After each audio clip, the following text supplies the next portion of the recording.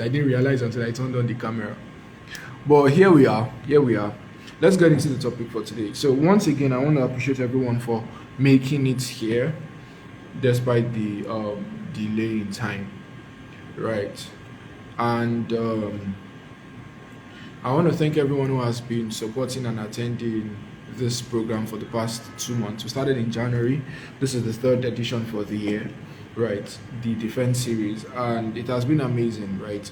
It has been amazing, right? From the feedback I've gotten from a lot of people, or from a number of people, right? But then today we're treating an interesting topic, as you may or may not have seen the flyer already, right? We're treating an interesting topic: one way, or one God, one way, right? They all can't be true. And getting right into it. First of all, we need to understand that, or we already know, many of us may or may not already know, that there are a number of religions in the world. There are about 4,000 religions in the world. So talking Christianity, Islam, Judaism, Buddhism, Jainism, Shanto, Baha'i, Universalism, 4,000. The list goes on and on, right? And for all of these 4,000, all of them promise, if not the same thing, or almost similar things. All of them promise a way to God, or hope for the afterlife, right? All of them promise something about the supernatural God, about the creator God, right? Many of them don't call it God, right? They call it something else, but it's the same idea. Many of them don't call it God. They call it something else, but it's the same idea. But the thing is, all of them are practically, in one way or the other, saying different things about the same thing, right? Many of them are practically, in one way or the other, saying different things about the same thing. 4,000 religions. And so we want to check this. If they all are saying different things about the same thing, they all can't be true, right? They all can't be true. And we'll be starting from this idea that let us actually think and look at it, right? To be able to determine what we actually, or to be able to pick out what we're actually talking about, right? And what I'm saying is, we'll start from where does truth come from, or the idea of, does truth even exist? If 4,000 people are saying different things about the same thing, first of all, let's start from the fact, let's try to establish if truth exists first, if there's something called truth, if truth is absolute, or if truth is relative. Because many of them, it's either all of them can be saying different things and be true, if truth is relative, right? So when I say truth is relative, that means what I believe as truth is different from what Abbas, for example, that just joined the live, thinks as truth. What Candace thinks is true is different from what Anu thinks is true. Do we get? So that if truth is relative, truth is relative from one person to the other, then that would be how we would think about truth. That, okay, what is truth for me might not necessarily be truth for you, because truth is relative. But we'll get into that. Is truth absolute? That is, if truth is one thing, if it is true for me, it has to be true for you too, no matter where you are, what you are doing on planet Earth. If it is true for me, it is true for you, right? And so many people come up in arguments on the topics like this. Many people come up to say things like, oh, there's no such thing as truth. That sounds great. Well, so in some people's hearing, right? That sounds great. But if we look at that claim very carefully, Google Meet people lost connection. I don't know what's going on. All right, sorry about that. Eniola, can you hear me now?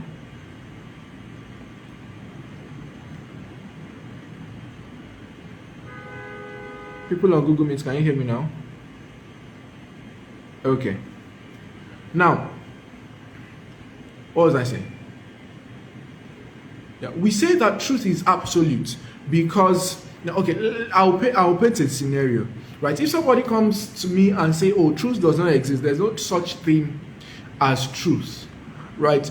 I can ask that person and say, "Is that true?" Because you coming to me to say there's no such thing as truth is already making a truth claim, right? What you are saying is you are telling me to accept the statement that there is no such thing as true as truth, as the truth. You are telling me to accept the statement that there's no such thing as truth as the truth. So if you come to me and say there's no such thing as truth, I would ask you back, is that true? Because that argument in and of itself is self-defeating. That argument is self-defeating. Are we getting what I'm saying? I want us to be responding so that I know that we are following, all right? Are we getting what I'm saying? That statement in and of itself is self-defeating because you are trying to make a truth claim by saying that there's no such thing as truth, right? But you want me to hold that statement as truth. So that's self-defeating. So there's such a thing as truth. Another person might come, that's an illustration, right? Another illustration is another person might come to say and ask me that, and tell me that, truth is relative. That is, what I think is true, or what a Christian thinks is true, is different from what a Muslim thinks is true.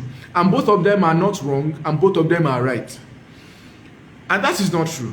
In the sense that if I say in the room that I am in right now, right, the room I'm sitting in, doing this live to wherever you are in the world, if I sit here and I say, it is very cold, right? But wherever you are probably sweating, right? Are you getting? Or, you're finding yourself, you are hot wherever you are, right? And you now say, okay, because I'm cold here and you are hot, then truth is now relative. No, it is not. Because regardless of where you are, where I am, right, is cold. Regardless of where you are in the world, and whatever you are feeling, where I am is cold. That is truth, right? And it is absolute because the truth claim is for where I am, is for me. And when I say it's for me, it's not because the truth is just what I believe in. It is what it is, right? The temperature is probably minus 20 degrees Celsius, for example. And for you where you are, it is also truth, absolute truth that where you are is hot.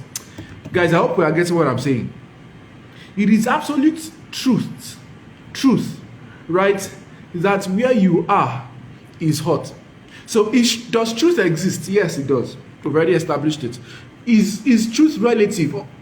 No, it isn't. Truth is absolute. What is true in London has to be true in Nigeria. What is true in Afghanistan has to be true, right, in Iraq. Has to be true in Croatia, in Netherlands. Truth is always absolute. Another example, right? If a guy comes into this room, right, as I'm doing this, and comes to tell me, Joju, that room, or he's talking about another room, probably the room next door, that room is painted blue all through. Another guy comes to me and says, Joju, that room is painted black all through. Now, they both can't be saying the truth. It is either one of them is saying the truth or both of them are lying. Right?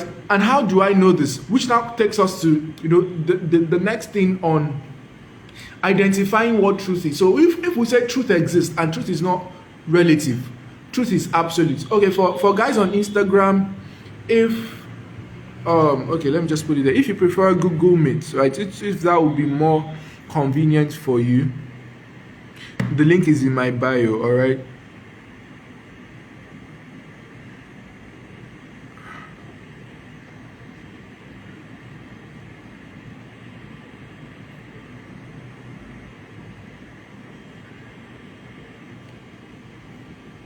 So I'm just trying to put this here so that I won't have to say it again for anybody that comes back. All right. Now, if we say that truth is absolute and truth is not relative, that is, whatever is true for me here, where I am, is true for everybody at wherever parts of the world that they are in. Now, how do we now find what truth is? If 4,000 people in the world are claiming different things about one thing, right? If 4,000 religions are claiming different things about one God, how do we know which one is true? Yes, sir, we follow the evidence. right? You follow whatever the evidence is. And what does that mean? What does that mean?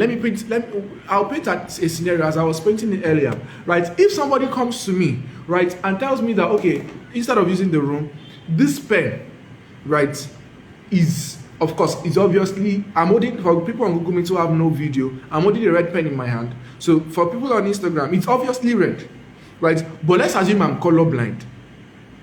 Or, probably not the best scenario. Let's assume it is a red pen on the outside, but I'm not sure what the ink inside is, right? Now the color, I'm trying to let me look for another way to paint this scenario. So let's assume I don't know what this color is. It's obviously red. You can see that it's red, but let's assume we were not seeing the red part, right? It's still red, but imagine that we are not seeing this part, right? So it's probably a different color, right? So I'm unsure of what this biro will write.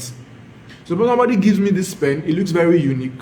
It doesn't, but assume it does. It looks very unique, and then somebody gives me and tells me that, oh, Giorgio, this pen is green, right? And another person comes to tell me that, oh, Giorgio, this pen is black, right? This pen is black. Now, how do I know who is telling the truth? Now, if you already established that truth is absolute and not relative, so it's either both of them are lying or one of them is saying the truth, right? How do I know which one of them is saying the truth, or if any of them is saying the truth? I will take the pen and write with it, right? Assuming that the colors there are not exactly telling us what it is about. I will take the pen and write with it.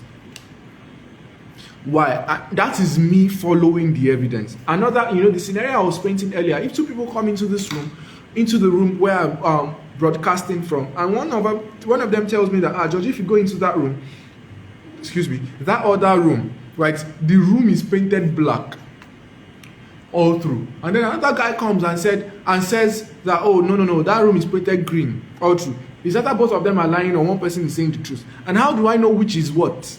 I stand up from where I am, I go to that room that they are talking about, and I see it for myself. That is following the evidence. Now, applying that same logic to the issue of 4,000 religions in the world, all of them cannot be saying the truth, because all of them, 4,000 of them, are saying different things about one entity. All of them are saying different things about one entity. So it's either all of them are lying, it's either Christianity, Islam, Judaism, Buddhism, all of them are wrong, or only one of them is right. Right? And how do we know that? As I said, we follow the evidence, right? So that we no go dey explain tire. Evidence go dey. Amen. So that we no go dey explain tire. Evidence go dey. We follow the evidence. So that means that for the 4,000, if we want to answer the question, which one of them is right? Is any of them right? Which one of them is right? We follow the evidence. All of them are claiming different things about one thing. So what do? We go and check what they are claiming, right? And see, is it true? Is it logically acceptable? Are the facts about it correct? That is how we'll be able to judge whether this guy is lying or this guy is saying the truth. That's how we'll be able to judge which one of them is true, if any of them is true, or say that all of them are lying. Guys, are we together? If you are still with me, probably drop an emoji in the chat function on Google Meet too. Kindly, you can drop an emoji on the chat, in the chat function, if you are still with me, so that I would know that we are following me. So, because I can't hear Google Meet, guys, actually I muted the audio so that it won't interfere with Instagram broadcast. All right, thank you very much. Thank you, Google Meet. Instagram people, una there. All right, Instagram people too are with me. Thank you very much. So now, right now, how we know which one is saying the truth, or if any of them are saying the truth, is that we follow the evidence. So we check. Islam is claiming something. Let's check the evidence. This guy is saying something else. Let's check the evidence. Then we'll be able to logically attest, right, which one of them is true and which one of them is not. But of course, when I said earlier, thank you very much, everyone. I know that we are following. When I said earlier, right, that there are 4,000 religions in the world, of course, we can't examine the 4,000 in this life. I'll be taking them one by one, right? Because of we can't examine all of them one by one in this life. But all the religions of the world can. Hi, I am Vex. How are you doing? All the religions of the world can be classified into 8 worldviews. Talking about, there are 8 worldviews that the belief system in the world can be classified. And if we look at the 8 worldviews, we'll be able to, because many of them are similar. They are superficially similar, but fundamentally different. So many of them are superficially similar, right? And so this worldview, right? This worldview takes them together. I'll be talking about just 3 of the worldviews, because 3 of those worldviews are the ones that address the mainstream religions in the world. And when I say mainstream religions in the world, I mean the religions that are largely, because of our time, right, and the things that we need to do tonight in this life, the religions that are largely followed, right, in the world. So we're going to be looking at, out of those 8, we're going to be looking at just 3. And that would cover for much of the religions of the world. And at the end of the day, we'll be able to make our conclusion on which one is right. All right. So I'll be talking about 3 worldviews, as I said earlier. I'll be talking about, pantheism, monotheism, and polytheism. Now, what are these words? What are these words? What do they mean? What is pantheism? What is polytheism? What is monotheism? So to give us, I'll run through 3 of them at the same time, and then we'll now go deeper, right? Go deeper is sounding familiar, sounding like something I did this weekend. If you know, you know. Anyways, so I will give us a brief rundown of, so that we'll have an idea of what these 3 things mean before we go into them in depthly. So monotheism, what does monotheism mean? Monotheism, right, or monotheist, people that subscribe to the monotheism worldview. Monotheism is the idea, right? Monotheism is the idea that there only is the belief in just one God, right? Only one God is omnipresent, omniscient, omnipotent, omnibenevolent, right? So there's one God and no other. So even though they accept that, examples, even though a lot of the religions under the monotheistic worldview accept that there can be other spirits, but those other spirits are not God, right? They accept that there can be other spirits, but those other spirits are not God. So that is the monotheistic mindset, right? And religions that are classified under monotheism are the classic mainstream religions of the world: Christianity, Islam, and Judaism. So Christianity, Islam, and Judaism are monotheistic religions.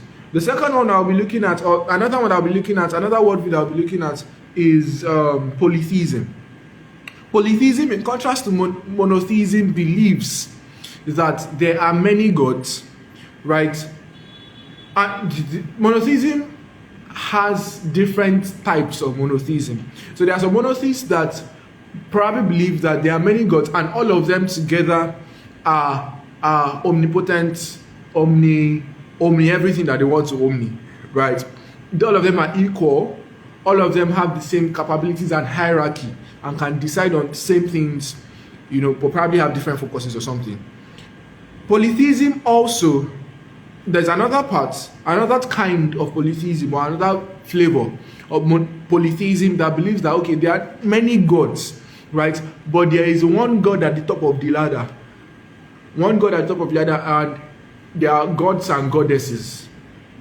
Are we getting? So there's one God at the top of the ladder, and gods and goddesses who receive their power from that God at the top of the ladder. Examples of polytheism, of polytheistic religions are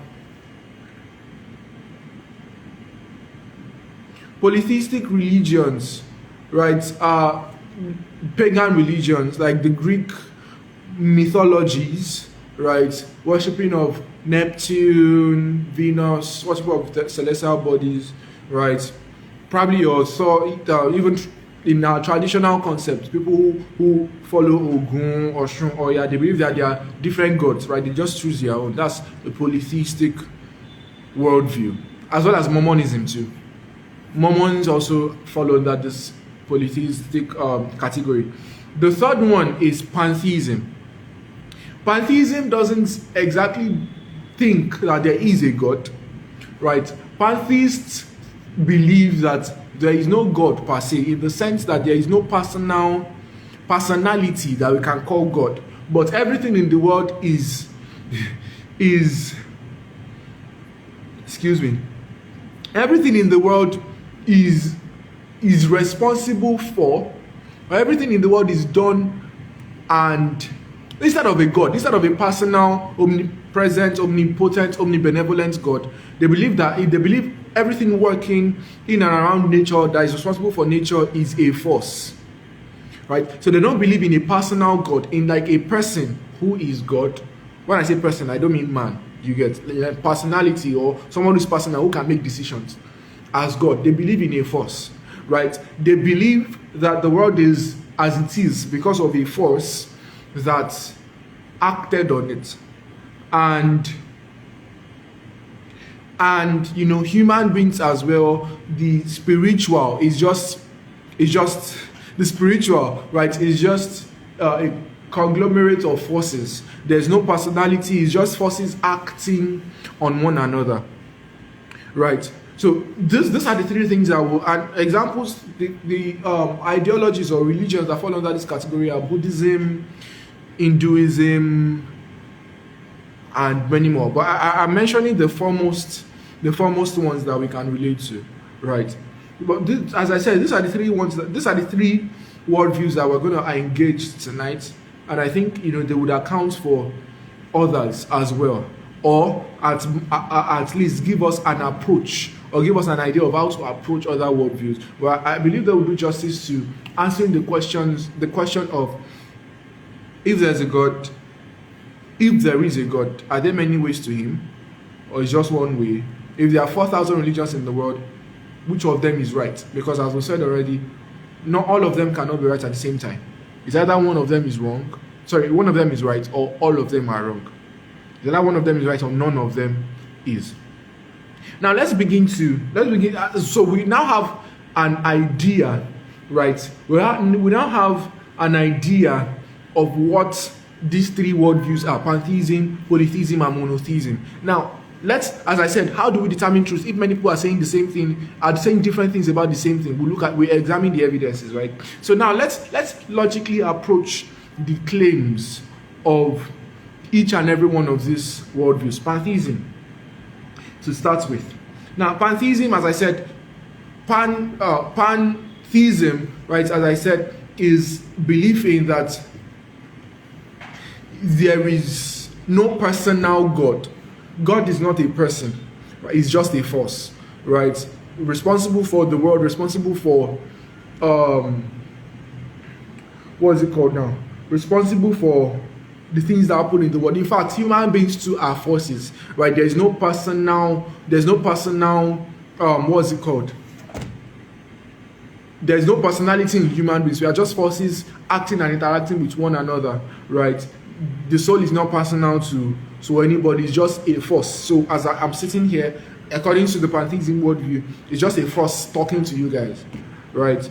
And why this? So they believe in impersonal forces that are not personal, right? Now, why this is problematic?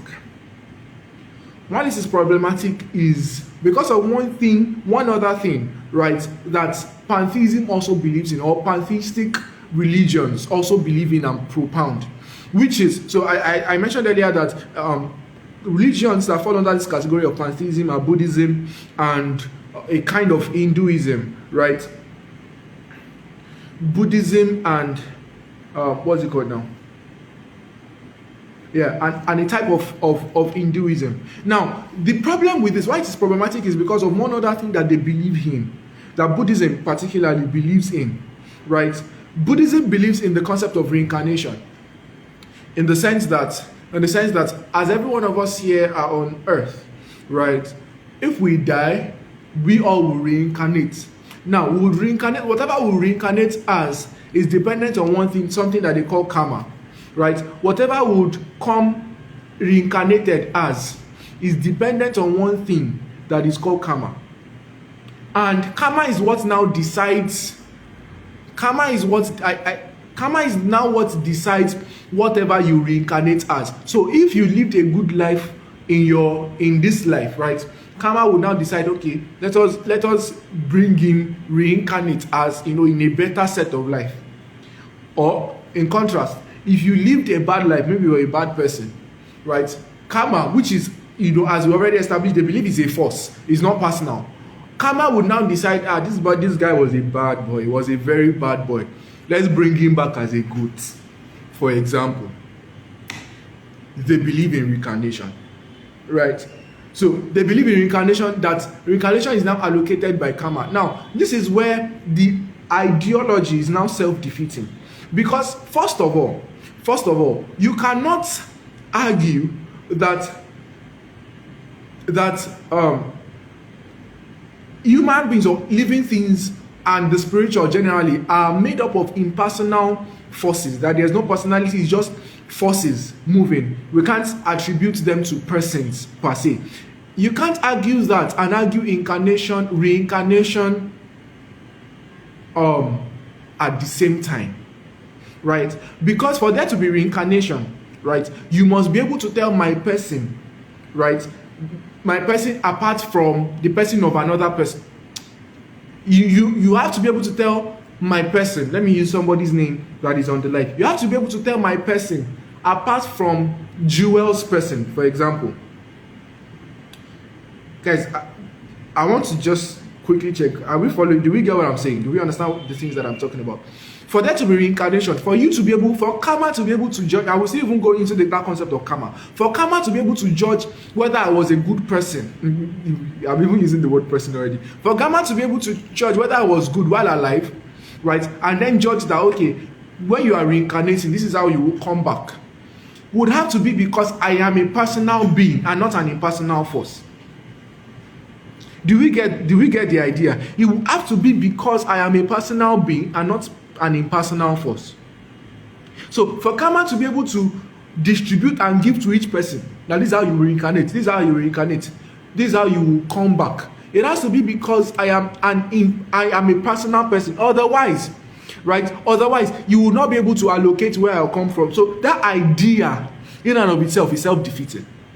Secondly, the reason why it's problematic is because, what I explained about karma reincarnating, how can you tell, or how can karma decide if karma is just an impersonal force acting, right, around? How? Because saying that reincarnation insinuates an intelligence behind it. Reincarnation insinuates that there is somebody or an intelligence who is deciding who comes back as what. Guys, I guess what I'm saying. Reincarnation is insinuating an intelligence that is deciding who comes back as what. So reincarnation or karma in and of itself is attributed some intelligence in that it decides what somebody comes back as, right? What somebody comes back as. And so if the premise of pantheism is true, then it is contradictory. So there are internal inconsistencies in pantheism. Guys, are we together? Are we getting? Please stay with me. All right, please stay with me. There are internal inconsistencies in pantheism, and if there are internal inconsistencies, then it's most likely not true. All right, it's most likely not true. And in January, right? In January, when we had Finding God, the part 1 of Finding God, when we looked at the evidences for God, we look at the cosmological argument for God, rather, we look at the cosmological argument, the moral argument, the intelligent design, or the design argument. One thing that we found in the cosmological argument is that if if the universe had a beginning, then it must have something that caused it to begin, right? Do we remember? And that thing must be outside of space, time, and all of those things. Must be outside of space and time, right? If now, and we said in that first session in January, that for that to happen, then that means the force, whatever caused the universe to come into being, has to be personal, aka it has to be able to decide that, okay, let me sit down and create the universe, right? It has to be able to decide that, let me sit down and create the universe. Guys, I will get it. So that means that an impersonal force could probably not have decided to create the universe. And even if it does create the universe by accident, the second argument that we examined in January for the existence of a God, which is the intelligent design, is that the universe is too fine-tuned for it to have been an accident. The universe is too fine-tuned for it to have been an accident. Guys, I hope you are still following me. Alright? I hope you are still following. If you are still with me and you are following what I'm saying, please react with an emoji or something so that I will know we are still together. So that I will know that we are still together. So, alright. So there are internal. Do we get what I'm saying as well? Alright, so I don't just want to go ahead without me knowing that we get. Alright. So there are internal consistencies in this pantheism worldview. And if the general umbrella is false, everything under it too is false. Alright. So we have checked the evidence for pantheism now, and that their leg over is not correct. So they can't necessarily be true. Right? They can't be true. The second ideology that we'll be looking at, another one that we'll be looking at is polytheism, right? And we've already established what polytheism is, or at least what they believe in. Polytheists believe that there are many gods, several gods exist, right? Excuse me. It holds that there are many gods and goddesses that exist. I know that this, as I said earlier, Hinduism, another part of Hinduism, right? A part of Hinduism falls under pantheism. Another part of Hinduism falls under polytheism, right? So a part of Hinduism, pagan religions, Roman mythologies, Mormons, many of them, believe that there are several gods. Now, looking at the evidence, there are problems. There are problems for this claim. And now, I said earlier that there are a number of ways that we can interpret what they believe in, which is number one, they believe that, okay, there are different gods, and all of them are okay. Before we go into that, there are different gods, and yes, that all of them are equal, co-eternal, all omnipotent, all omniscient, omnibenevolent, transcendent, and all of those other things. And there's another part who believe that there is one God at the top of the ladder and then other gods are under him. And in fact, some Mormons believe that human beings, me and you, right, can eventually become gods, right? That will now have our own universes that we run, right? And then we'll look at why this idea and ideology is problematic. Look at why this idea and ideology is problematic. Now, first of all, let's what's it called now? Look or examine at the first type of polytheism. All of the gods are equal and the same. Now, keeping in mind that if we say all of the gods, we've already mentioned the religions that follow this ideology that there are many gods and all of them are equal and the same. Now, keeping in mind that if all of them are equal and the same, right, the people who serve diverse gods, many of them say different things. Or, okay, so for example, in our local environment, Osho people believe something different or slightly different than Ogun. I said Ogun. What? People who serve Ogun, Oya, Amadioha, they approach their gods differently, which points to us, right, that these gods, if it is true that they are a thing, and if it is true that they are all equal, omnipotent and everything, right, it points to us that these gods are distinct from one another, right, and they probably approach things in the world from one another. Now, if we say that, okay, so there is a pantheon of, I say pantheon, there is a what's it called now? Pantheon. Let me just use that word. There is a legion rather of gods that are running the world, and all of them are different from one another, right? There's an idea called there is how do I say this? How do I explain this simply? An idea called non-contradiction, which means that non-contradiction. And what this means is that if I have a twin brother, for example, and he's sitting right next to me, right? The idea of non-contradiction would be that we both, right, the idea of non-contradiction is that we both would not be able to contradict each other. Emphasis on not be able to contradict each other, right? Or would at least desire, right, to work together. Now, why that might be problematic, I'll please follow me, right? I'm saying a lot of things at the same time, and I'm afraid that we may not get what I'm saying, and I'm trying to simplify it as much. But if you are following, please just let me know in your responses. If you don't get what I'm saying, please call my attention to it. Maybe ask a question and then I will answer. All right.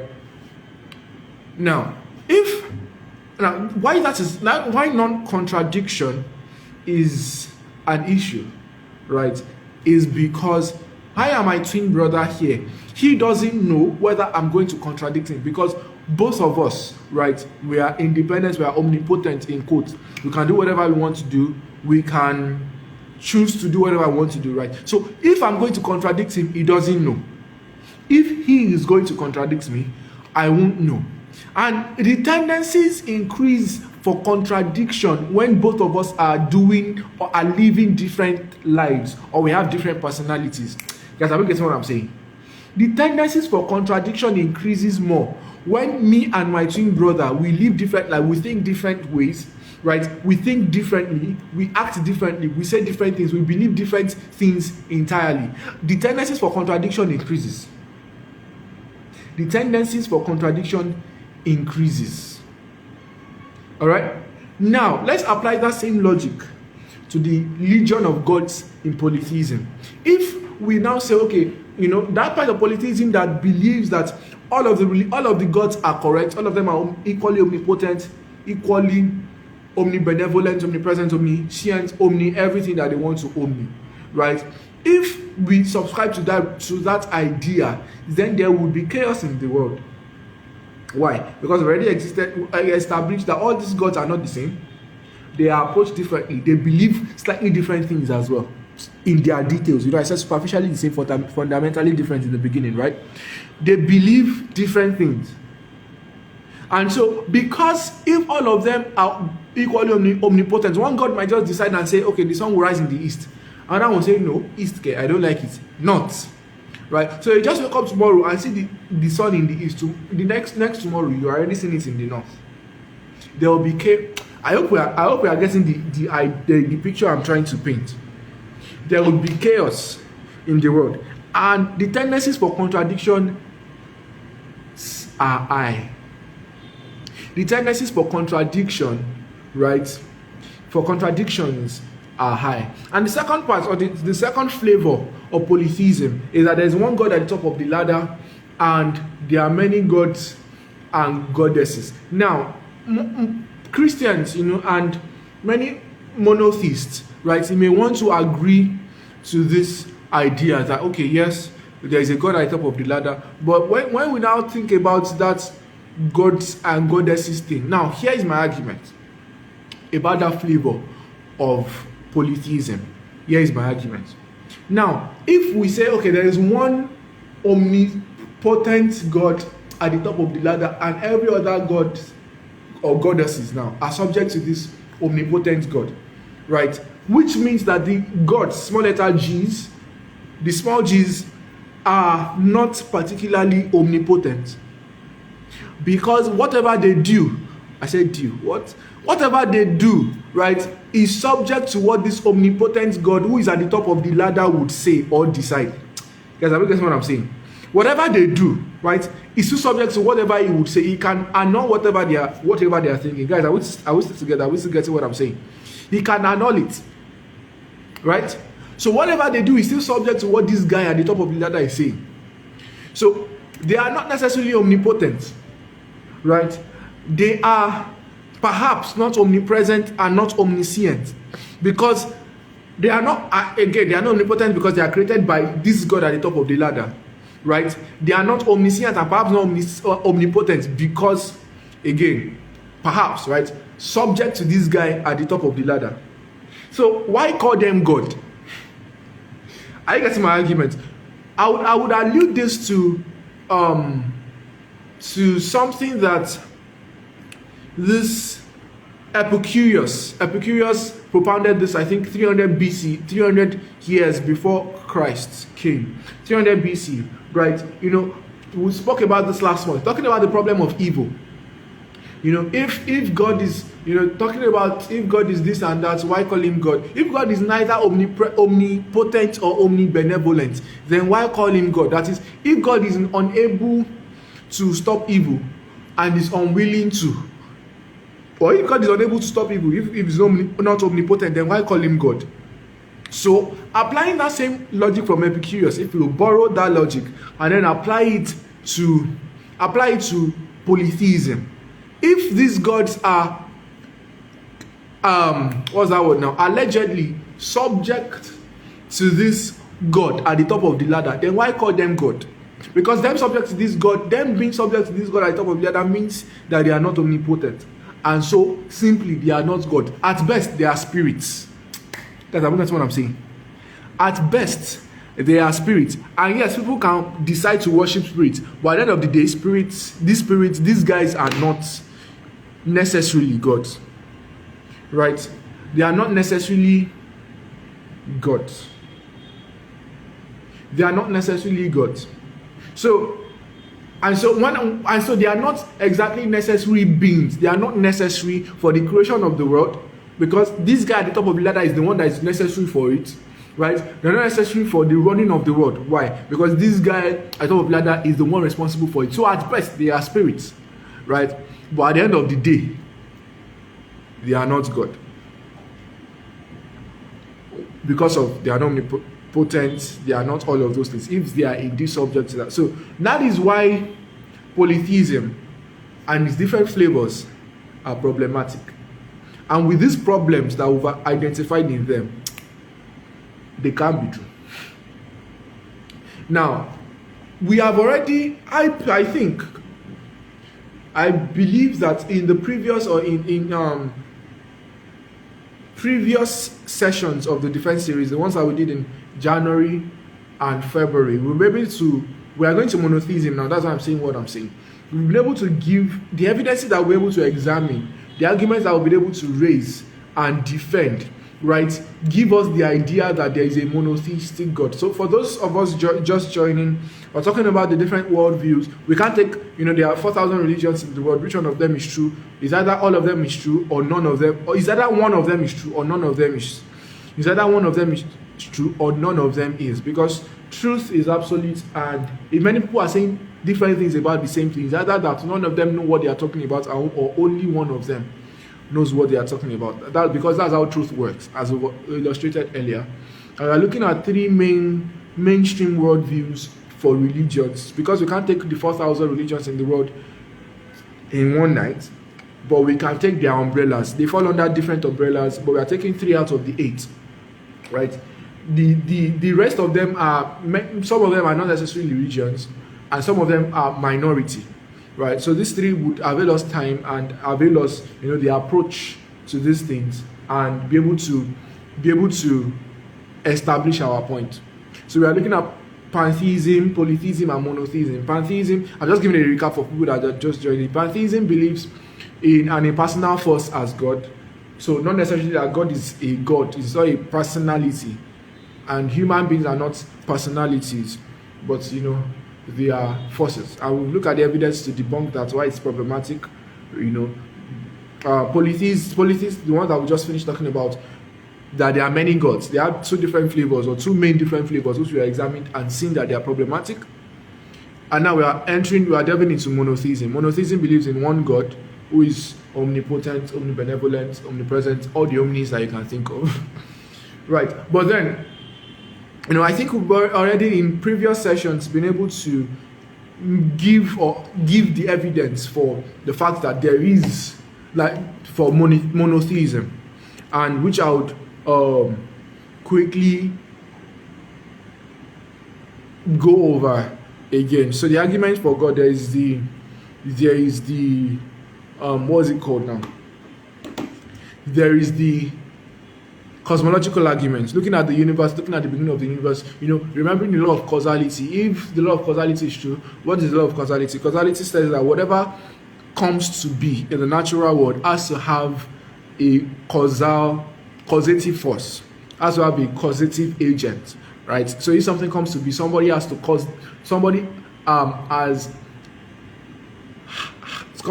has to cause it to be, right? It didn't come to be by itself. So if the universe, examine the scientific evidences for the beginning of the universe, the search SURGE, to catch up, you can just scroll on my profile, right? You'll find the video there on Instagram, Finding God, right? Find the video there. If scientifically proven the universe had a beginning where all of nature, time, space, and matter came into being at an instant, then there must be somebody who caused it. And that person, if time, space, and matter came at the instance of the universe, then whatever it is that caused the universe to be must be timeless, because it dwells outside of time. Heck, it was the one that created it, right? It must be spaceless because it created space. It must be immaterial because it created matter, right? And it must be personal. In contrast to pantheism, it must be personal to be able to decide to create. And it must be personal to be able to maintain the fine-tuning or the intelligent design of the universe, right? And so, all of these things, these arguments point to the fact that there is a single God. And, nature is not particularly, as I've established, how do I say, not just nature, the whole world is not as we established in February as well. And I'm referencing these things because they are the sessions of the first series are building up on one another, right? So one is building up on the previous. So we established in February that the chaos in the world. Okay, so in contrast to polytheism as well, right? It's not that monotheism or taking the evidences from the beginning of the world. There is one God and not many, because if there were many and all of them are equally omnipotent, there will be chaos in the world. And so somebody is thinking, is there no chaos in the world?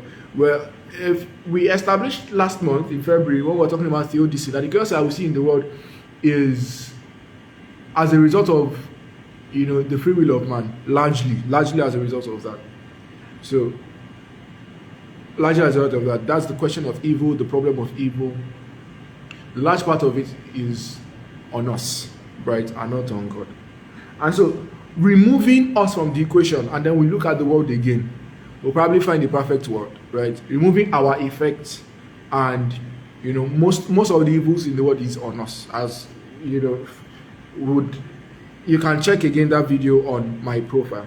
So removing us from the equation, there isn't as much chaos, or there isn't chaos in the world per se.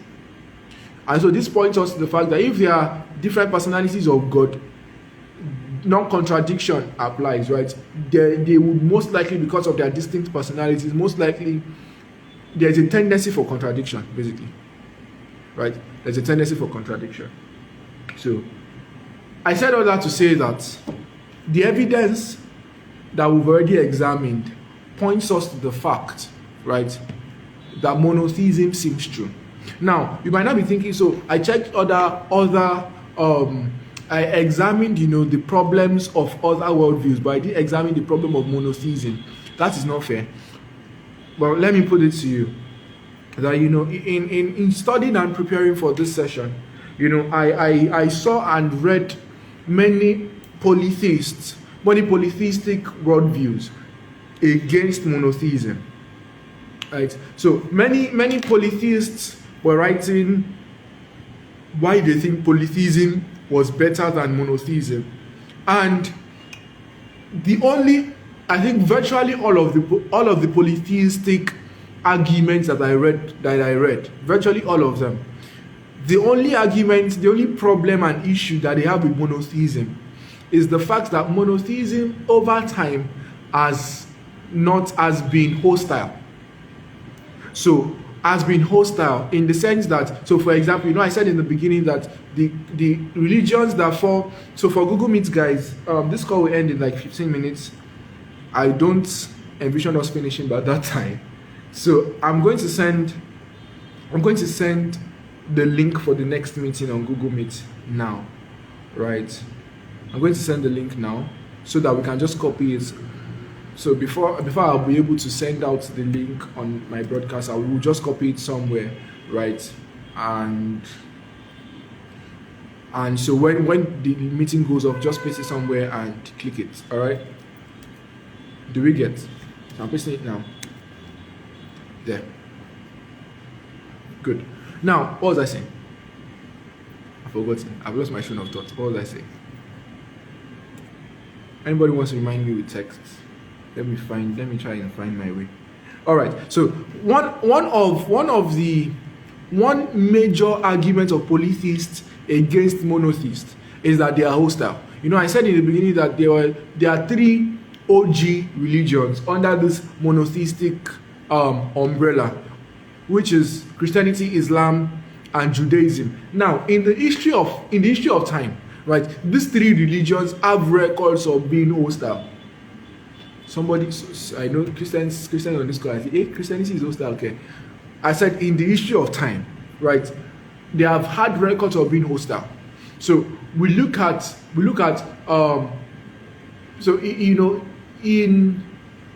there were at a time, I think in the 16th, 17th, 18th, 18th century, thereabouts, right, under the umbrella of Christianity, I think there were some Catholic bishops and priests who used to execute people for heresy.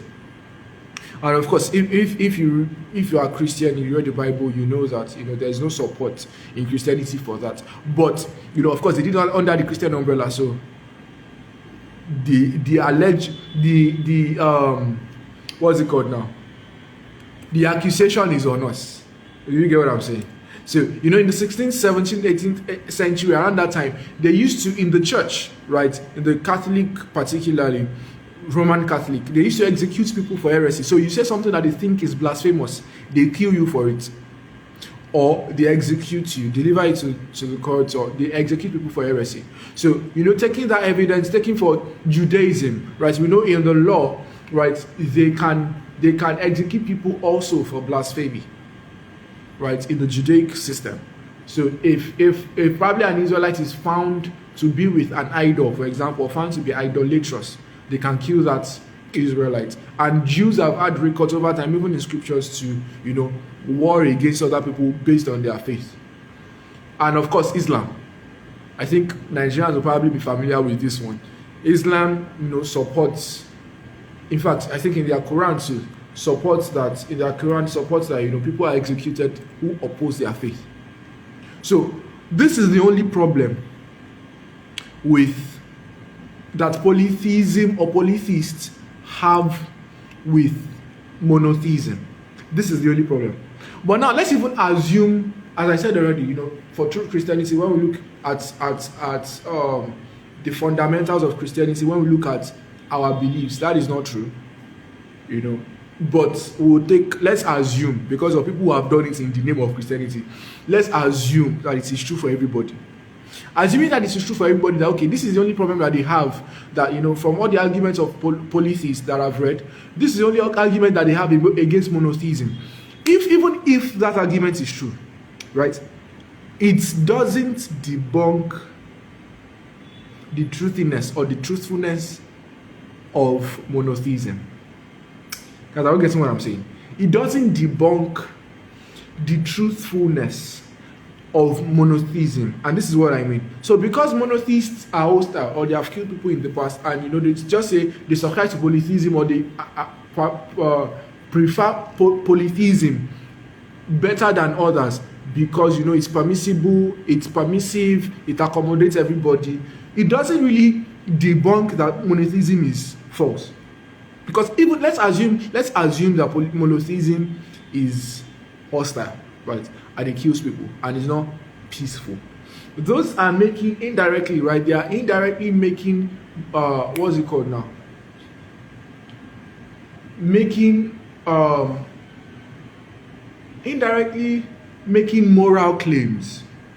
And again, I'll refer back to February when we talked about theodicy, right? They were indirectly making moral claims. And first of all, you cannot be able to make moral claims or be able to say something is objectively moral or not without the existence of a monotheistic God,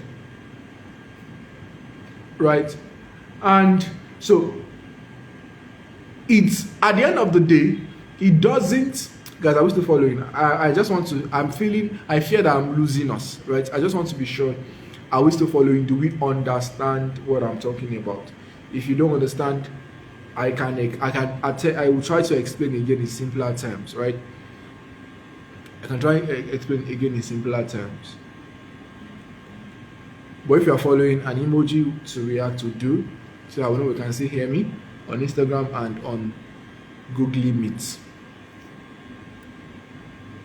Are we together, guys? All right then. Google Meet said they are with me. Instagram Alpha. It's already over 1 hour.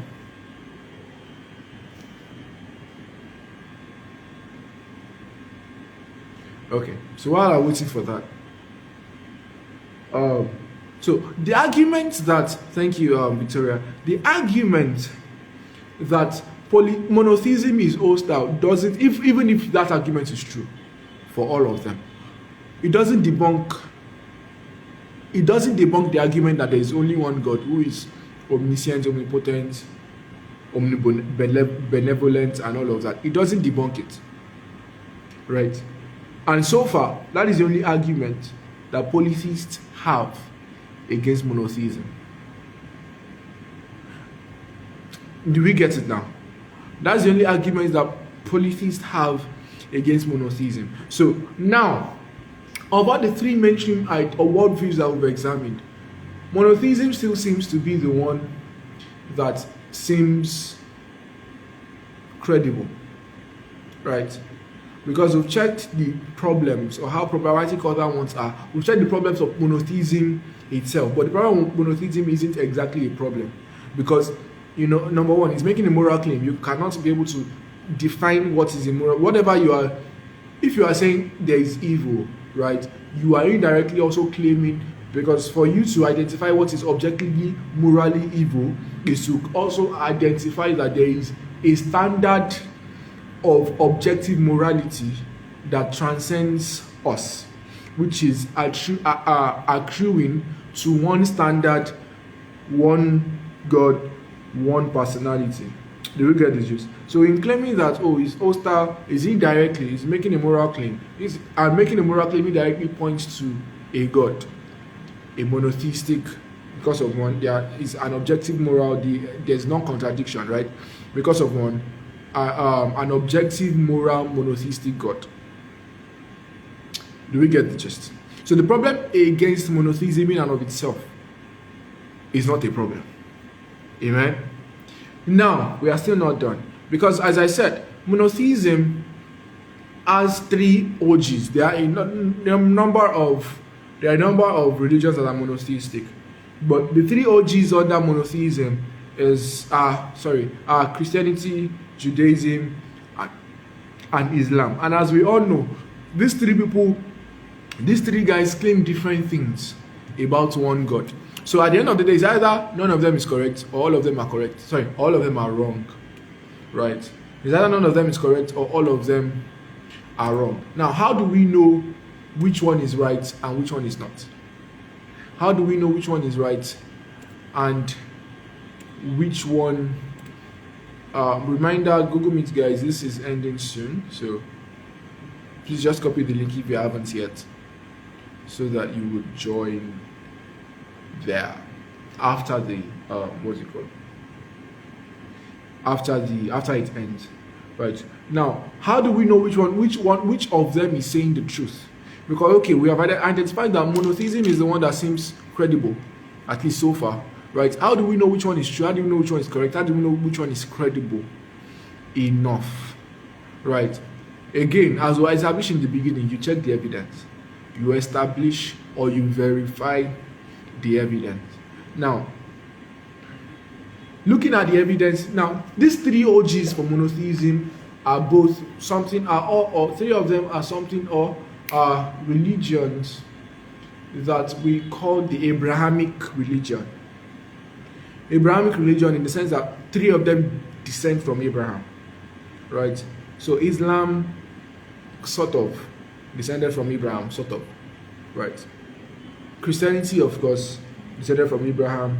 Judaism, of course, descended from Abraham. All right, Judaism, of course, descended. So three of them are Abrahamic religion, so they have the same source, but they differ at some point. All right, but they differ at some point. So where do they differ? How do they differ? And which of them is true?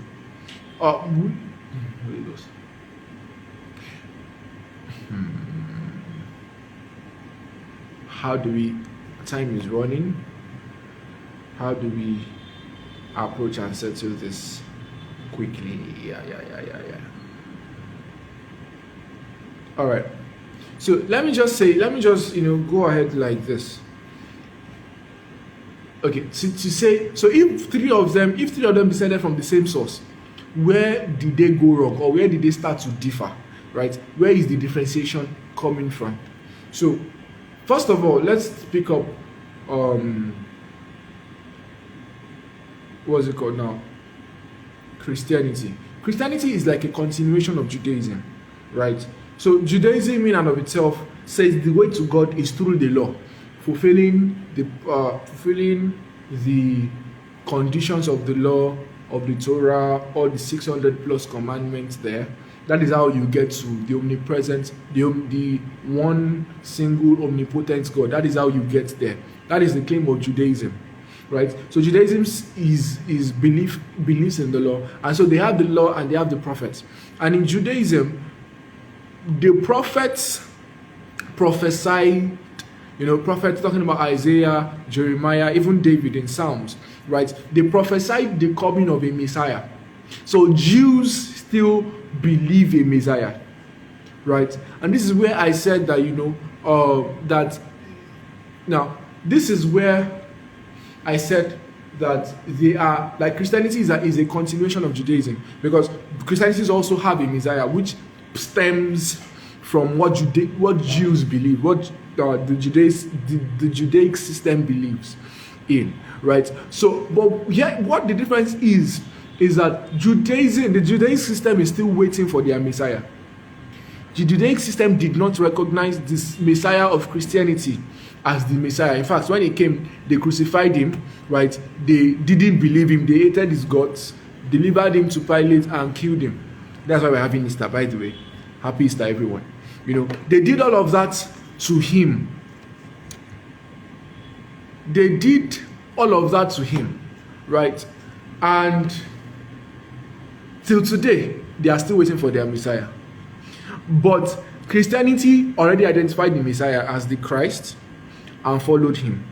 Now, Judaism up to today, they are still looking for their Messiah. In fact, in history, they have, they misunderstand the concept or the prophecies in Scripture.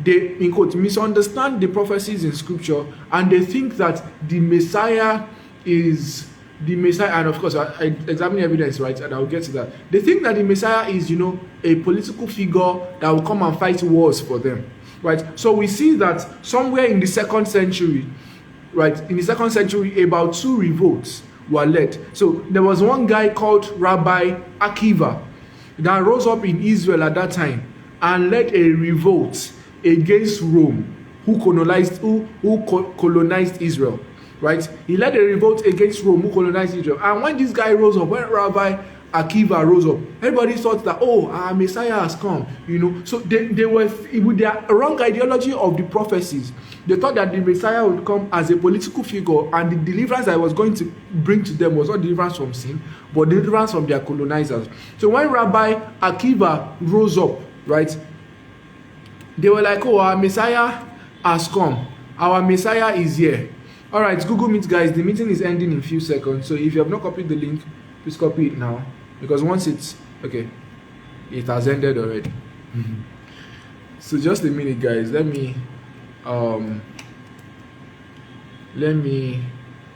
set up my Google Meet people once again. So let me just unpin this because that link has changed. All right, so people who are just joining now, I don't know how I'll be able to help them. So just a few moments, guys. Let me set up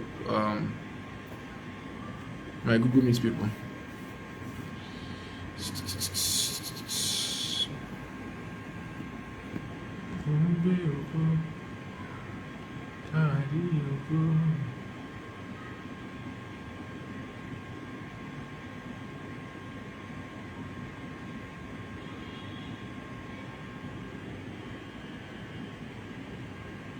All right, sorry guys for the delay, just a moment.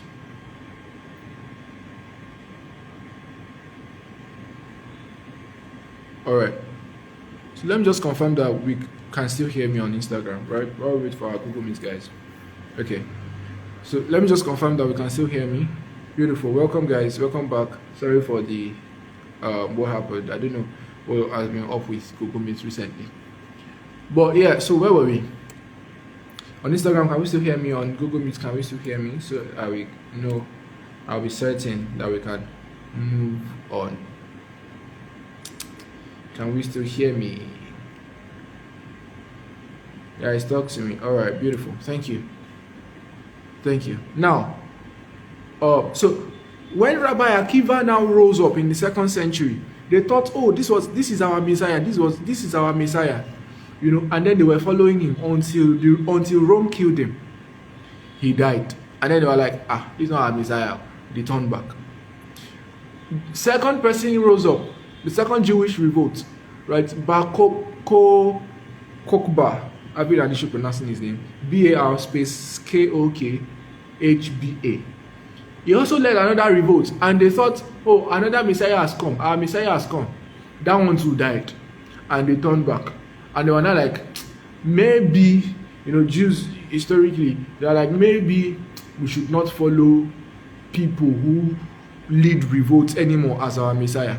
So what I was saying is they misunderstand the prophecies given to them. So they still think that the Messiah would come as a political figure. They still think that the Messiah will come as a political figure, but that is not true. Right? That is not true. I will still get into Christianity for a bit. I hope our time is running out. I hope we'll be able to cover. All right, we'll be able to cover. We must cover. Exam related joke.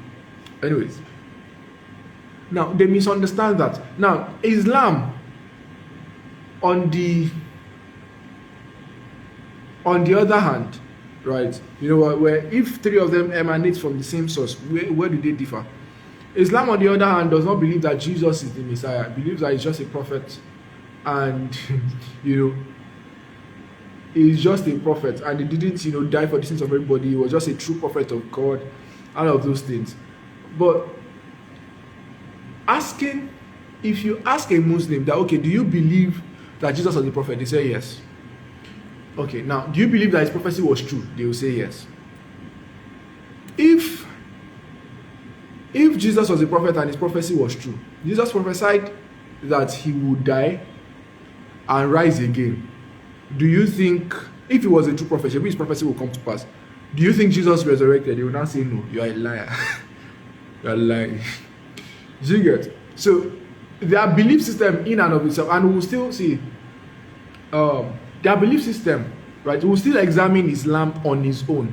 So I think I said this last month that One God, One Way is a series. I told us, I think, okay, Joel is not here anymore. Joel was there when I said this last month. That One God, One Way is, okay, Joel is on Instagram. So I said this, that when I said this, One God, One Way is, I said it last month, it's a series. It's 3-month series. We'll do One God, One Way part 1. This is what we are doing in March. We'll do part 2 in April, and in May, we'll do part 3. And in part 3, we'll be examining Islam on its own. So we'll do One God, One Way part 3, engaging Islam. That's what we'll do in May. Alright. So we'll still look at Islam, Lojubali. But for the case of our today's discussion, Islam is problematic in that one thing, right? They don't believe that Jesus is the Messiah. He was just a prophet, a good prophet. And as I said, if he's a true prophet, he prophesied that he will die and rise again. If he did prophesy that he would die and rise again, do you believe that it happened? Many of them say no. Many of them even argue that he did not die on the cross, he fainted, and all of those things. You are contradicting yourself, right? It's contradictory, it's problematic. So now, but out of these 3 things, in fact, for all the religions of the world, we can say one statement which is true, right? That who do we know is true? Who should we follow? Who is the true and real guy, right? Who is the true and real guy? So let me quote something that I saw in my search and preparation for this session. Right, let me quote something that I saw. He said, smart men through history, right? There were many smart men through history, but none of them was able to answer the question of life after death. There were several wise men through history, right? But none of them was able to answer the question of life after death. And another quip or another quote that I will tell to us is that if somebody told us something about life after death, and he's the only person that walked the earth, died, and by proof and history rose again, then he's the only one that has the right to tell us something about life after death. It is the only person that died and rose again that has the right to tell us something about life after death, to tell us about salvation, to tell us about hope after life. So if Judaism claims something and Islam claims something and Christianity claims something, we've already established that what's it called now? We've already established that truth is absolute, right? And there's no relative truth. Oh, your truth, my truth. There's nothing like that, right? And if many people are saying different things about the same thing, is either one of them is true or none of them is true. And how we know who is true is that we examine the evidence, right? So that we will not explain that evidence go there. You get? So how we now know who we can trust with the hope of following the monotheistic God and eternal life or life after death, right, is that we examine the evidence. So Islam claims one thing, Christianity claims one thing, Judaism claims one thing. Now, hey, I'm looking at my time and I'm scared. But we'll finish this in Jesus' name, amen. Now let's now examine. So I want us to take a look now at examining the evidences for Christianity to start with. The evidence for Christianity. If as I said, only the person who died and rose again has the right to tell us anything about life after death. Muhammad died and he's still dead. Muhammad died and he's still dead. All the people that the Jews in the 2nd century were running, because Jews are still looking for their Messiah up to date. All the people that they were running after for their Messiah, as their Messiah, they died in the hands of Rome and are still dead. They died in the hands of Rome and are still dead. So now, did Jesus actually die?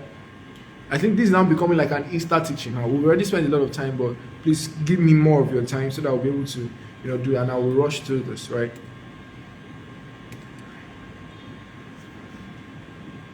I will rush through this. Now, did Jesus actually walk the earth? Was it fiction or was it true? Did Jesus actually walk the earth? Was it fiction or was it true? Did he die on the cross? Was it fiction or was it true? Did he rise from the dead? Was it fiction or was it true? That's what we're about to look at now. Because now, if we look at the evidences for Christianity, we'll be able to from the evidence that we see, we're able to tell, okay, if Christianity is true, and the evidence shows that it is, every other thing is a lie. If we check the evidence for Christianity, and we say, okay, if Christianity is true, and the evidence shows that it is, every other thing is a lie. Every other thing is a lie. Now, we will not run very quickly, but please stay with me, all right? Not very quickly, but stick with me, edge up. Stick with me. All right. So now, number one, is Jesus real, or was it fiction? Is it like Easter bunnies and Easter eggs? I don't know where that came from, but it's funny. Is it like Santa Claus or fairy tales? Did he actually walk the earth? Now we'll look at evidences outside of the Bible.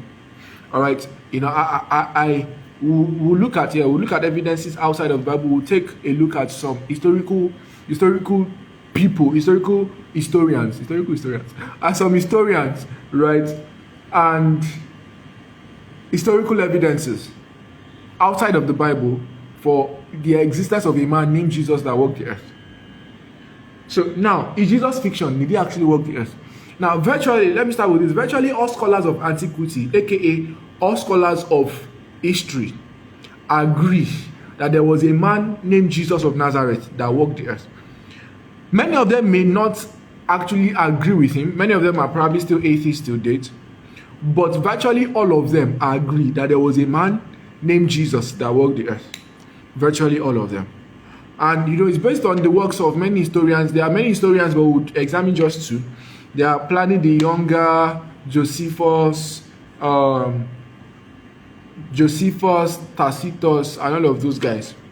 You know, and so Tacitus and Josephus were historians. They were historians. In fact, Tacitus was a Roman senator. He was a politician in Rome at that time. And so he was writing about, you know, the occurrences in Rome, how at some point, you know, there was an uproar in Rome about something shall happen. It was a political duress in Rome at that time. So let me paint a picture. So imagine, so this was what was happening in Rome.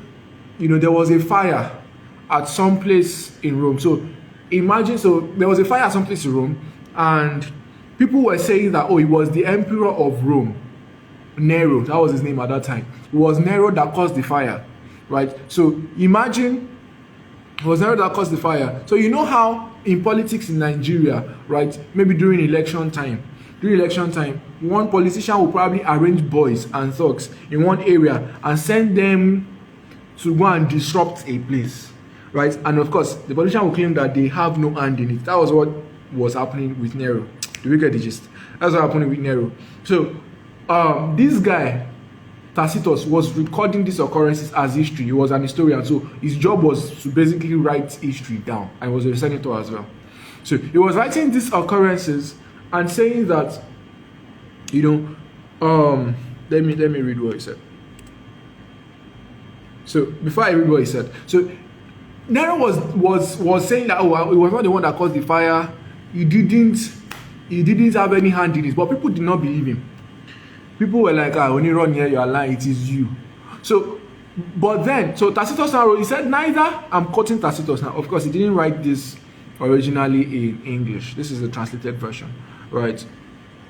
This is the translated version. So let me read the translated version. He said, neither human effort, nor the emperor's generosity, nor the placating of the gods ended the scandalous belief that the fire had been ordered by Nero. So nobody was taking it. Nobody was believing him.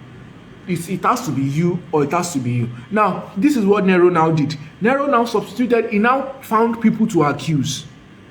He accused some guys called, you guessed it, Christians. He accused some guys in Rome who were called Christians at that time. And it was easy to accuse them because Christians were largely misunderstood as at that time, right? A lot of people did not like Christians because, you know, they thought that Christians were cannibals, because they would hear Christians say things like, oh, they eat the flesh of Jesus, they drink his blood. So they used to think, of course they misunderstand it. So they used to think that, oh, Christians are cannibals. They think Christians are incestuous because they call themselves brothers and sisters, yet they still marry each other. Are you getting the gist? So they think Christians are incestuous because they call themselves brothers and sisters and they still marry each other. So basically, they thought Christians were bad people and they thought they were a cult and all of those things. They thought they were bad people because they misunderstood the things or the practices of Christianity. Because I was still together. They misunderstood the practices of Christianity. So it was easy to blame them because people already thought Christians were bad guys in Rome at that time.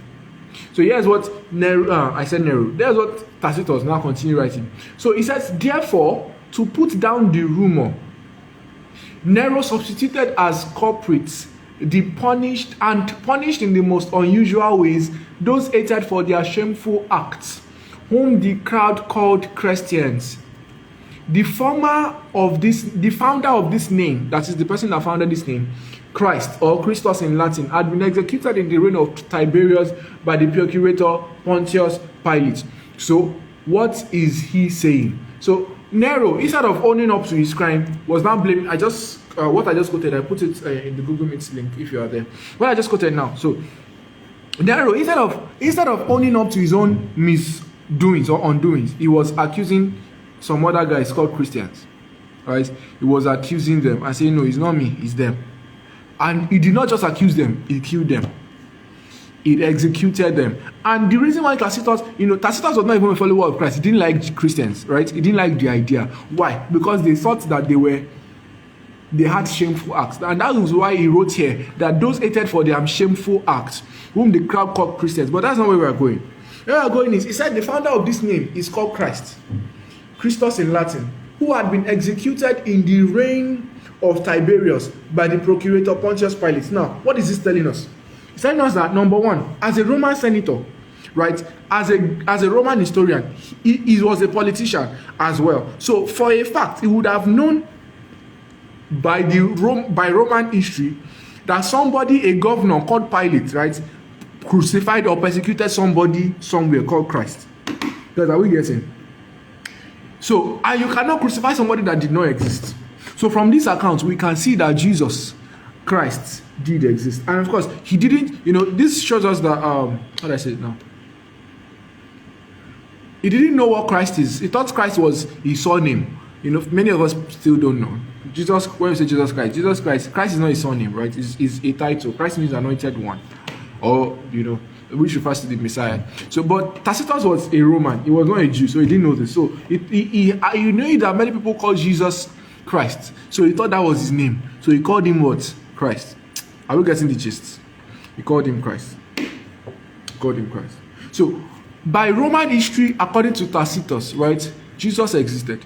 Because Pontius Pilate could not have executed somebody that did not exist. If you are still with me, please drop an emoji or say yeah, so that I will know you are with me.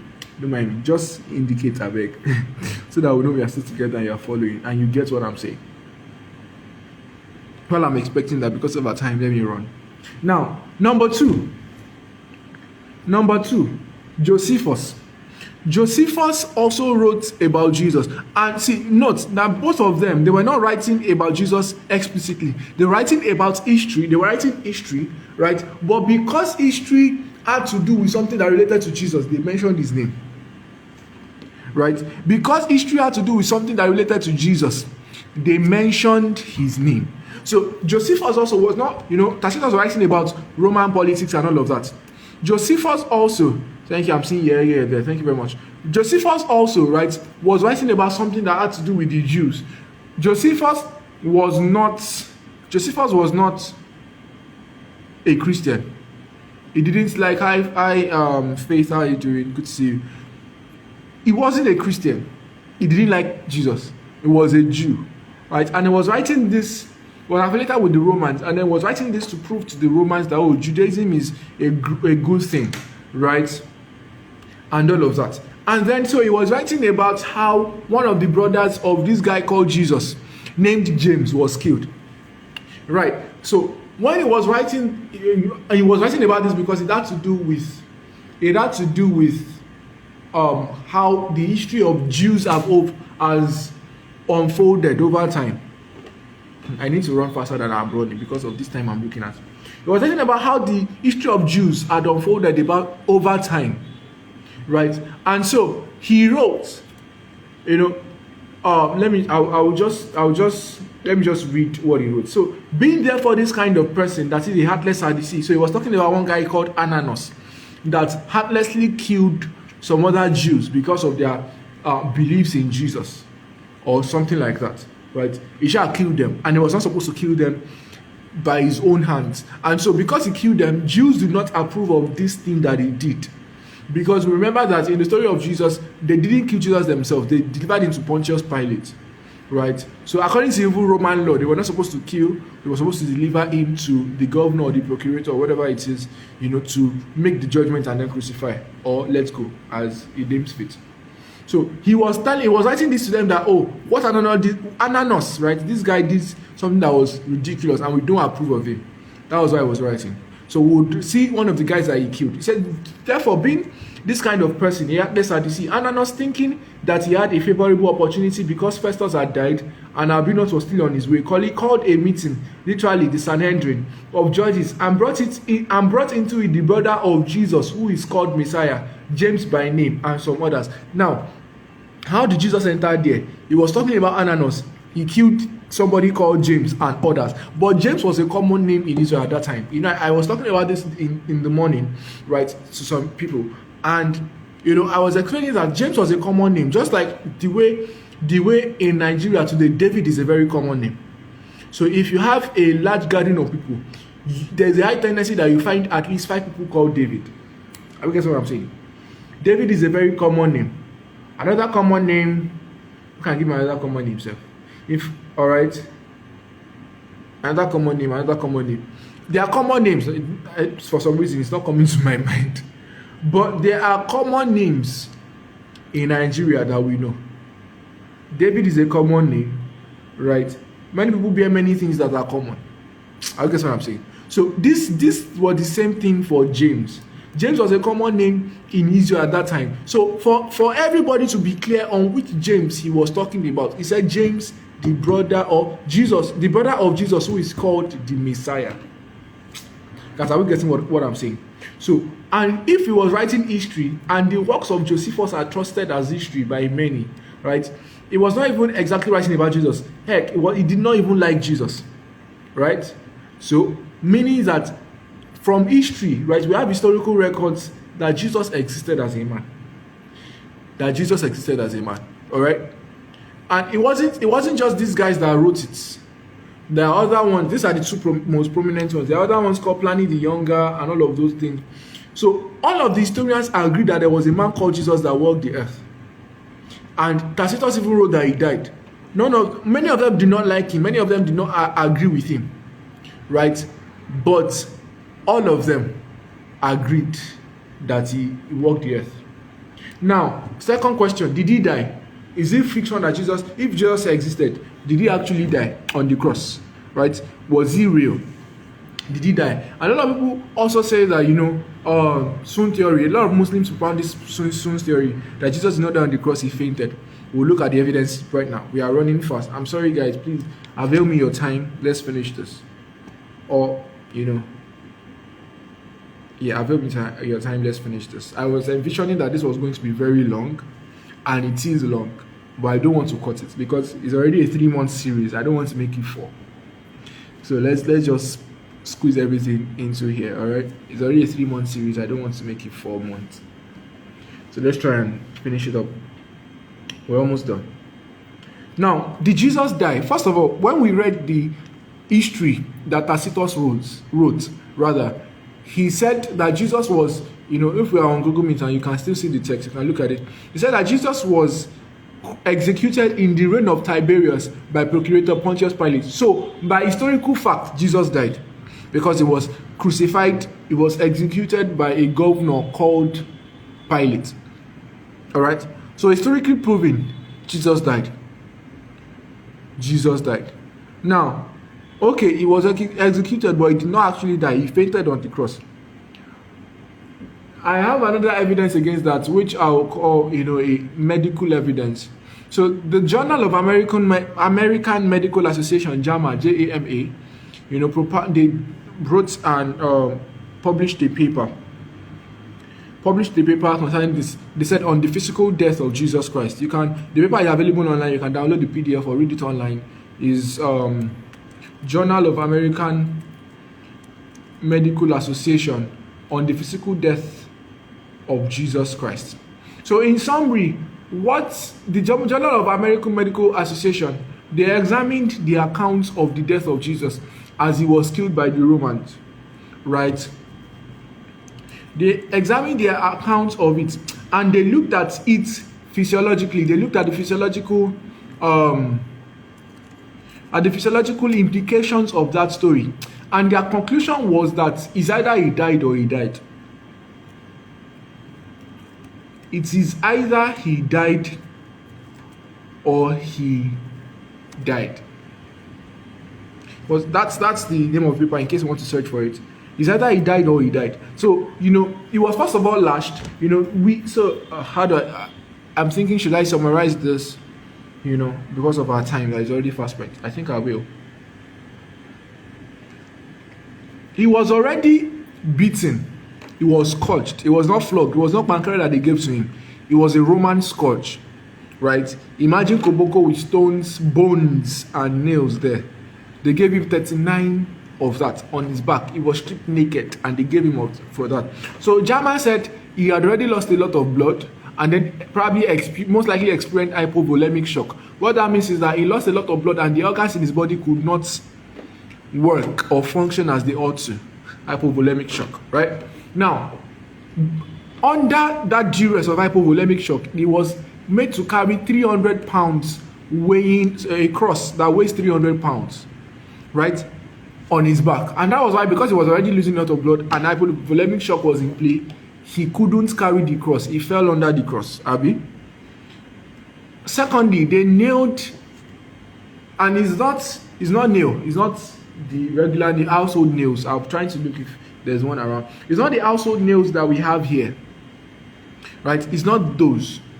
They were pegs, spikes even.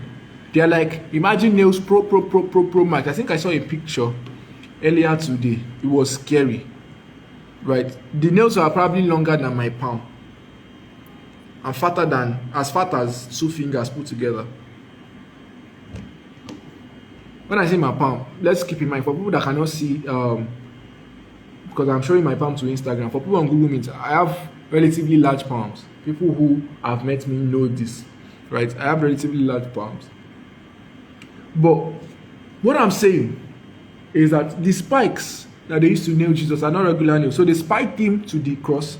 They hung him on his hand and on his feet. So the nails on his palms or on his wrist, on his hand, were the ones that were holding him up.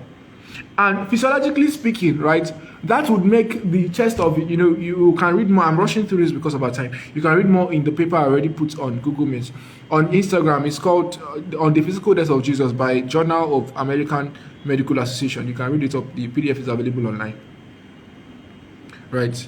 Now, from that, right, Joel is saying out. So from that, right, his body hanging on those spikes, or from those spikes will make his chest or the muscles of his chest to keep his lungs in a state of inhalation. So in that state, he could only breathe in. He couldn't breathe out. So for him to be able to breathe out, he had to stretch. That is, he will push down on the spike in his feet. Remember, his back is already battered by the scourges. So scratch his back against the cross. He was already experiencing hypervolemic shock, right? And then stretch on those spikes on the cross to breathe. And then stretch on those spikes on the cross to breathe.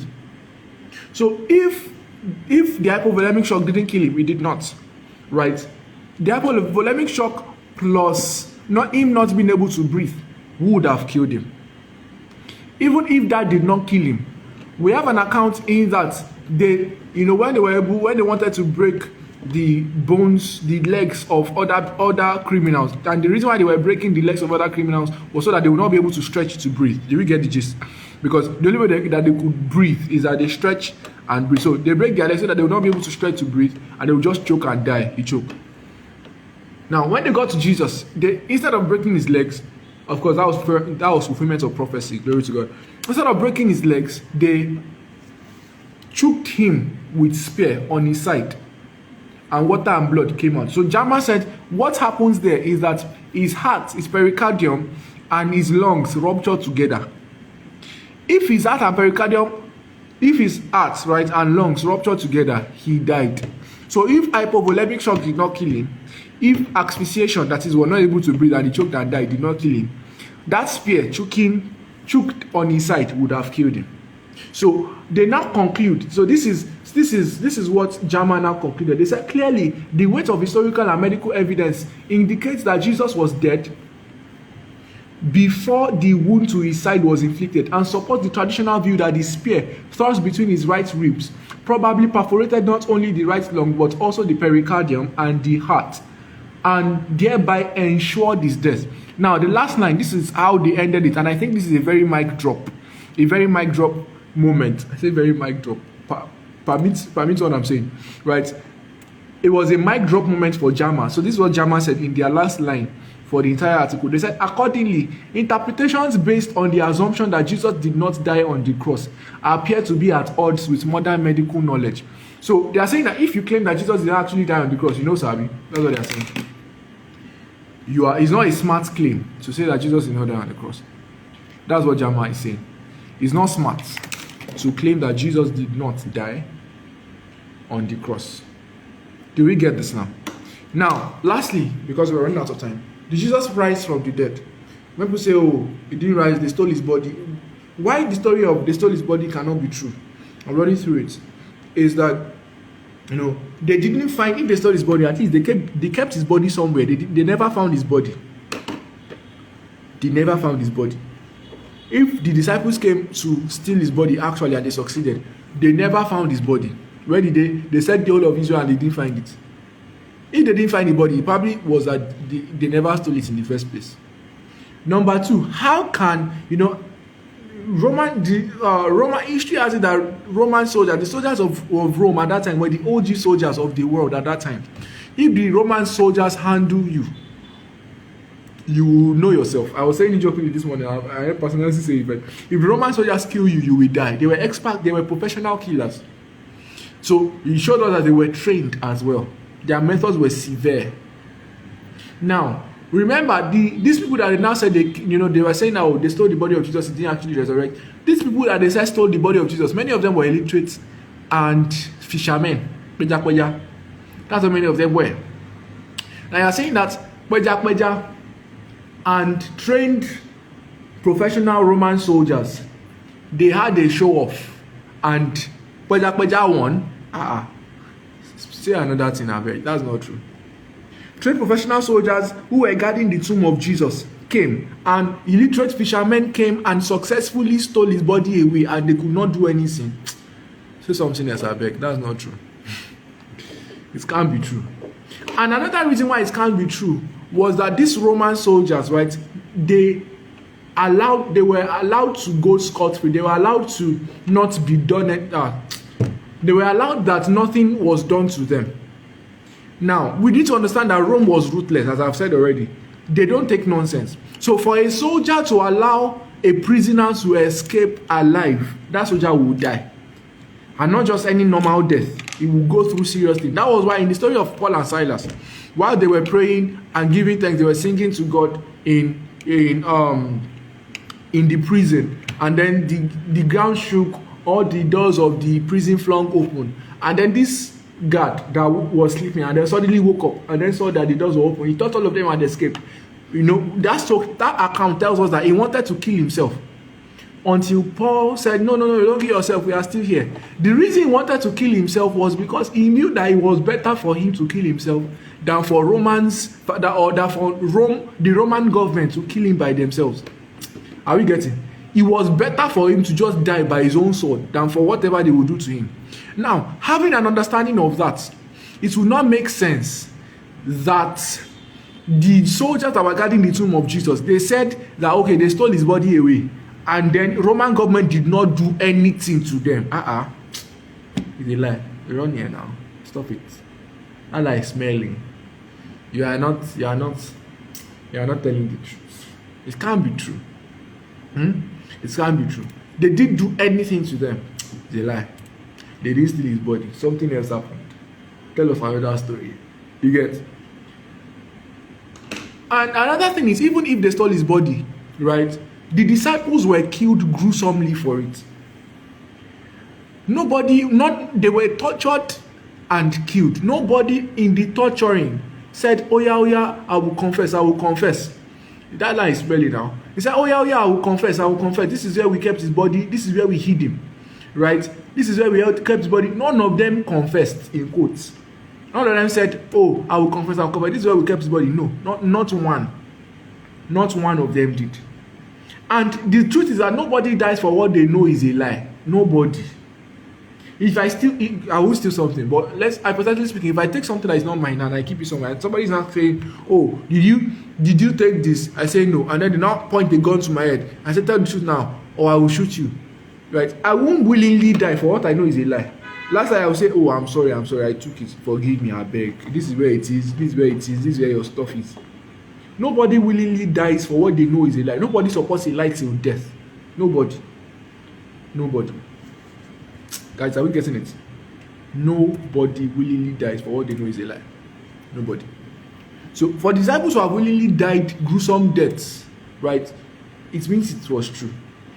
Right? And I'll say this last thing. And an account in 1 Corinthians 15 tells us that, Apostle Paul counting how Jesus appeared to people when he rose up from the dead. He said that he was seen by 500 believers at once, saw him arosing. What? My God. Saw him alive, right? Having risen from the dead. They saw him like that. 500 people saw him at once. So 500 people were gathered in a place, and then they saw him. Now, many people now say that, all of them were hallucinating because they were missing Jesus and all of those things. So all of them there was a mass hallucination. But the reason why that can't be true is that psychologists say that for 500 people to hallucinate about the same thing at the same time would have been a greater miracle than the resurrection itself. I'll say that again. For 500 people to hallucinate about the same thing at the same time would have been a greater miracle than the resurrection itself. So for 500 people to hallucinate about the same thing at the same time is not an hallucination. They actually saw it. So logically speaking, Jesus actually rose from the dead. He did rise from the dead.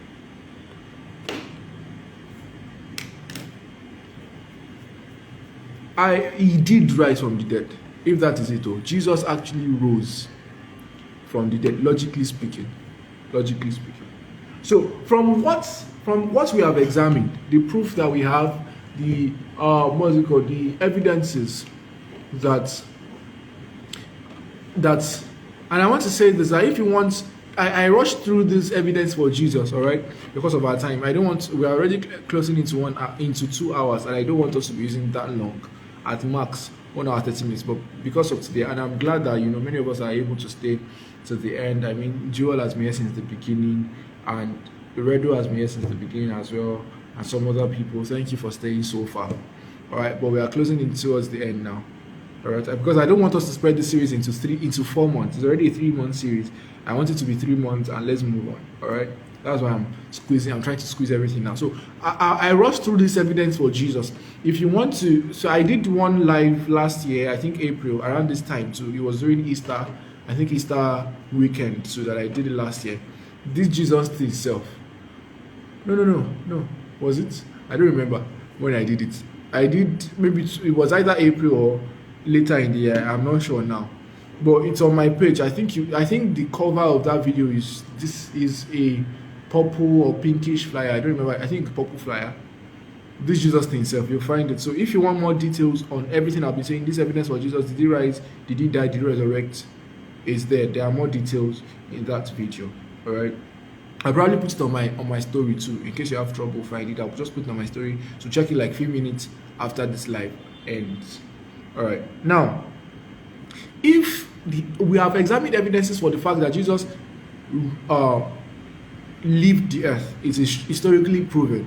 He was a man on earth, right, that lived the earth, historically proven. He was crucified, and he was a man on earth, and he did all the things that he did, right? There is actual evidence that he died on the cross, medically proven, right? Journal of American Medical Association.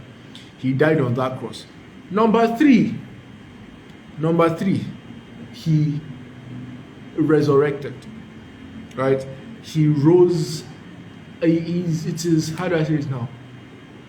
A fact that he rose from the dead. Now, if Jesus lived, was crucified, and rose from the dead, he's the only person, as I was saying earlier, that can tell us about life after death. So, of all the religions in the world, Buddha died and is still dead. Confucius died and is still confused, right? Confucius died and is still confused. Sorry, pardon my joke. Who else? Muhammad died and is still dead. Rabbi Akiva died and is still dead. Bar Kokhba died and is still dead. All of them died and are still dead. Only Jesus died, rose again. If he's the only one that died and rose again, he's the only one that can tell us something about life after death. He's the only one that has the right to. Because all of these people died and are still dead. All of these people died and are still dead. And there is proof. Saying that Jesus rose from the dead is proof. There is proof. There is evidence for it. The evidence remains that he lived the earth, he was crucified, and he died on the cross and rose again. He rose again. So if the evidence tells us that that was what happened, best believe that Jesus is the one that is saying the truth. Best believe that we checked the different worldviews on our approach to God and religion. We checked pantheism, we check polytheism, we check monotheism. We saw that monotheism was the one that is most credible. Under monotheism, there are still three main guys. There are others, but there are still three main guys: the Abrahamic religions, Islam, Christianity, and Judaism. And now we can see that out of the Islam, Christianity, and Judaism, only one person died and rose from the dead. There are 4,000 religions, but one empty tomb. 4,000 religions, but one empty tomb. Smart men throughout history, none of them could tell us anything about life after death. None of them, except one.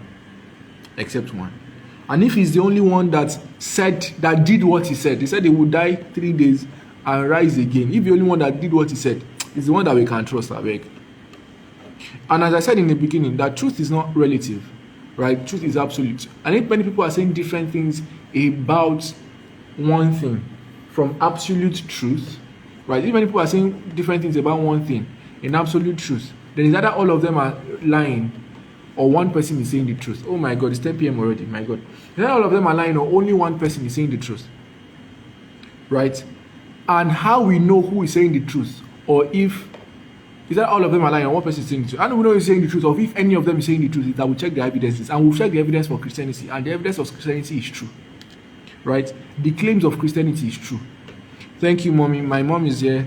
Please help me celebrate mom. She's saying well done. Thank you, mommy, for staying to the end. All right. Now, let me celebrate mommy, I'll kick you out. No, I'm joking. Now, if the evidence, what Christianity is claiming is true, if we have checked the evidence and it is true, best believe that is the truth. Better believe it. So, 4,000 religions in the world. Michael, is that a question? If you have a question, you can just put it in the chat structure. You can just type it. I can't hear you. I have muted. Oh, okay. You want to greet my mom. Thank you very much. Thank you very much. What was I saying? I forgot what I was saying. I lost my train of thoughts. Please, what was the last thing I said? What was I saying? Musibagwe or Jason?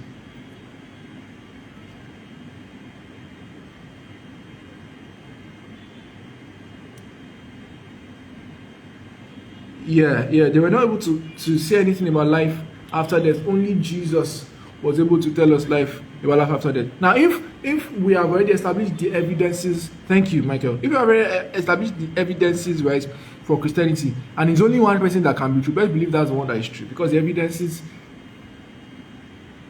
say that it's the one that is most likely true.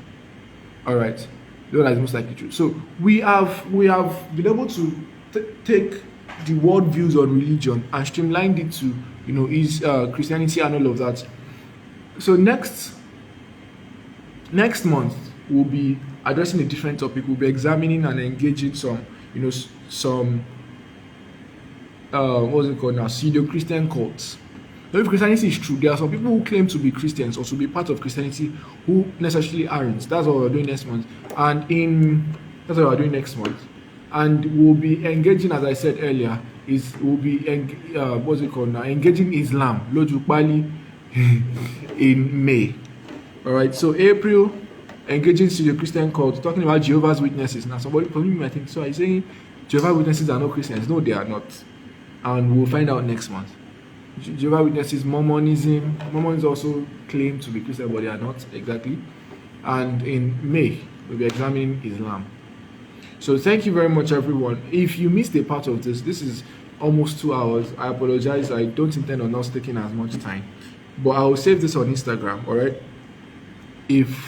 I'll save this on Instagram. If you missed a part of it and you want to go back on it, please do go ahead. All right. I will share the link for the video again. Please go ahead. If it's something that you missed, if you need more details on, you know, the proofs of Jesus that I gave, or the evidence for Christianity, you can check it out on my page. I did a video last year. I did a session last year to this Jesus thing itself, and I took more time to examine the evidences. Excuse me. And if there are, you know,